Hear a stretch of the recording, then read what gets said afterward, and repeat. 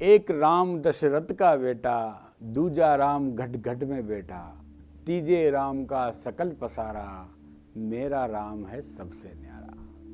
सर्वप्रथम मर्यादा पुरुषोत्तम भगवान श्री राम के अपने सदियों से जिसका इंतजार था, इस देश के नई विश्व में जितने भी उनके अनुयायी हैं, जो श्रद्धालु हैं, उनको मैं अपने हृदय के गहनतम तल से शुभकामनाएं प्रेषित करता हूं। प्रणाम। आज का विषय भी जो थंबनेल में आपने देखा होगा, वो भी भगवान श्री राम, जिनको हम सूर्यवंशी भगवान राम के नाम से जानते हैं, सूर्य के ही वंशज हैं। विषय इतना सा है कि अभी नए नए राजस्थान राज्य में चुनाव हुए। सरकार, जैसा वहाँ का नियम है, हर वर्ष, हर 5 वर्ष बाद सरकार बदलती है। इस बार भी सरकार बदली और सरकार ने अभी अभी एक फैसला दिया है कि 15 फरवरी को सभी शिक्षण संस्थानों में एक साथ बहुत बड़े स्तर पर सूर्य नमस्कार का आयोजन किया जाएगा। बात छोटी सी है, छोटे से व्यायाम की है, लेकिन जो विरोध करने वाले लुटियंस गैंग जिनको बोला जाता है देश में, या जो तुष्टीकरण की राजनीति करते हैं, उनसे मेरा इतना निवेदन है कि आप इसको पूजन या आराधना की पद्धति ना मानकर केवल एक व्यायाम के तौर पे लें और अपने बच्चों को सशक्त, आत्मबल से युक्त बनाने में सरकार की जो एक पहल है उसमें सहयोग करें। इसके नाम पर बेवजह हल्ला ना करें। रही इस विषय की बात, अब साथ में मैं सूर्य नमस्कार है क्या, ये आपको बता देता हूं। अगर आपको अपने अंदर का सूर्य जगाना है तो उस सूर्य से तालमेल आपको बिठाना पड़ेगा। उस तालमेल को बिठाने के लिए, उससे कनेक्टिविटी बनाने के लिए उनकी आराधना भी करनी पड़ेगी, पूजन भी करना पड़ेगा, या जो भी पद्धति है सूर्य नमस्कार की भी एक उसका अंग है।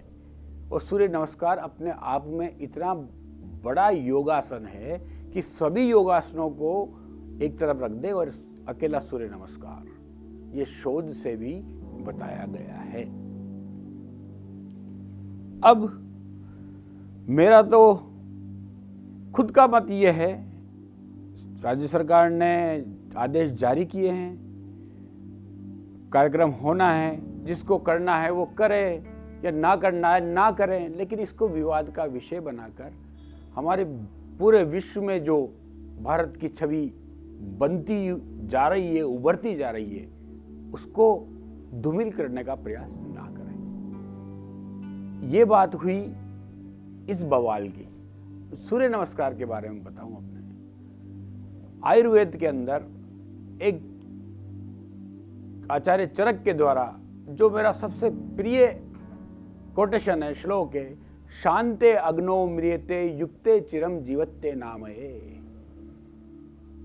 आप किसी भी रोग से ग्रसित हैं या ग्रसित ना हैं, अगर आपकी अग्नि, जठरा अग्नि अगर प्रबल है, तो आप युक्ते चिरम जीवत्ते नामये, बिना किसी रोगों के लंबी आयु प्राप्त कर सकते हैं। और सूर्य नमस्कार मणिपुर चक्र पर अपना कार्य करता है।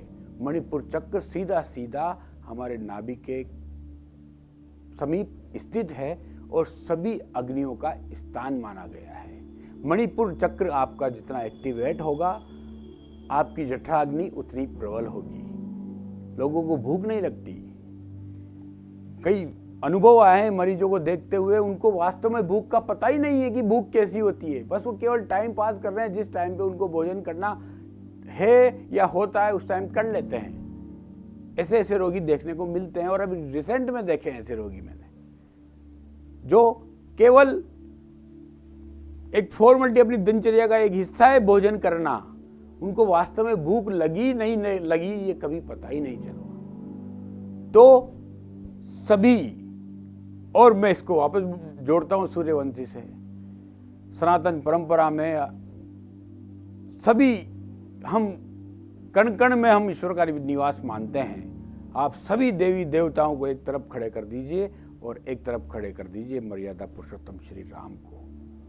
सोचिए आप। उसी प्रकार ज्योतिष के मतानुसार सूर्य सभी ग्रहों में राजा बताया गया है।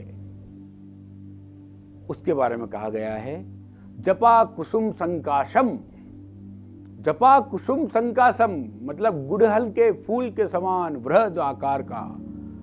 काश्यपेहम महादुतिम तमग्नो हिम पापग्नम प्रणतो अस्मि दिवाकरम। मतलब 1 मिनट के लिए आप सोच के देख लिए कि अगर जिस दिन सूर्य भगवान अपनी जिद पर आ गए और उन्होंने निकलना बंद कर दिया, तो आप 1 मिनट के लिए कल्पना करके देखिए कि आपका इस पृथ्वी पर या जहां भी आप रह रहे हैं क्या स्थिति आपकी होगी। शोधों में ये सामने आया है कि 18 घंटे के लिए भी अगर सौर मंडल में से सूर्य को एक तरफ कर दिया जाए तो पूरी पृथ्वी के समुद्र बर्फ में बदल जाएंगे। पूरे जलाशय, हमारी गंगा जमुना नदियां सब बर्फ में बदल जाएगी। तो आपका और मेरा अस्तित्व, हमारे भी शरीर में 75% जल तत्व को माना गया है। तो कृपया इस चैनल के माध्यम से आयुर्वेद से वेदों की ओर के इस सफर में मेरा आप सबसे, जो इस छोटे से विषय पर इतना बड़ा हल्ला मचाए हुए हैं, मेरा आपसे निवेदन है कि इसको जो बहुत सहज सभी योगासनों से केवल एक बार आप 12 सूर्य नमस्कार, आदित्य भगवान के 12 नाम हैं, केवल 12 सूर्य नमस्कार। आप कह रहे हैं केवल 12 सूर्य नमस्कार, आप करके देखिए। आप 2 सूर्य नमस्कार करके देखिए, आप 3 सूर्य नमस्कार करके देखिए। जो जिसने कभी सूर्य नमस्कार नहीं किया हो, आपको पता लगेगा कि सूर्य नमस्कार में कितनी पावर है। इसलिए अपने आत्मबल को, अब फिर बात करता हूं मैं, जैसे बताया जाता है चंद्रमा ही मनसो जाता है। जैसे मन का कारक चंद्र है, वैसे हमारी आत्मा का कारक चंद्रमा है।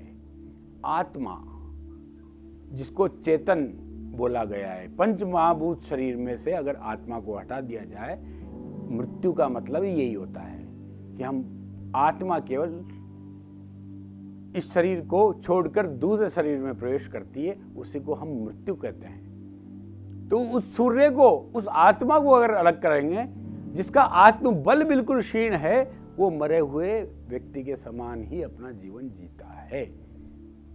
अगर सूर्य नमस्कार के बारे में आपको ये छोटी सी जानकारी पसंद आई हो तो कृपया मेरे इस वीडियो को लाइक करें, शेयर करें और मेरे इस चैनल को सब्सक्राइब करें। प्रणाम।